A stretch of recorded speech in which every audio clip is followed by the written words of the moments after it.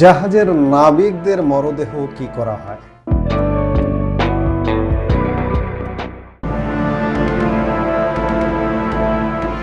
প্রথমত, জাহাজে নাবিকরা ওঠার আগে স্বাস্থ্য পরীক্ষা করা হয়।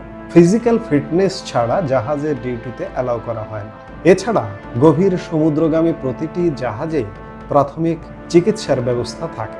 এর বাহিরে জাহাজগুলো সাধারণত কোনো না কোনো দেশের উপকূলের কাছাকাছি দিয়েই চলাচল করে।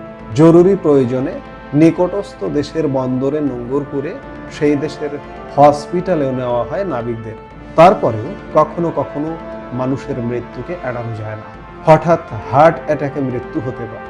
প্রায়শই জাহাজের নাবিক মারা গেলে সাধারণত মরদেহ জাহাজের নিজস্ব মর্গে রাখা হয় এবং নিকটস্থ বন্দরে পৌঁছালে তা নামিয়ে দেশে ফেরত পাঠানো হয়।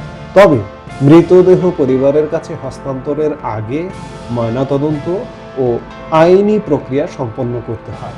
তবে বিশেষ পরিস্থিতিতে, বিশেষ করে নৌবাহিনীর ক্ষেত্রে যুদ্ধ বা জরুরি পরিস্থিতিতে দীর্ঘ অভিযানের সময় মরদেহ সংরক্ষণ করা কঠিন হয়ে পড়তে পারে। সেক্ষেত্রে নাবিকের মরদেহ বিশেষ কাপড়ে মুড়িয়ে বা কফিনে ভরে কিংবা ছাই করে সমুদ্রে বিসর্জন দেওয়া বা সমুদ্রে সৎকার করা হয়।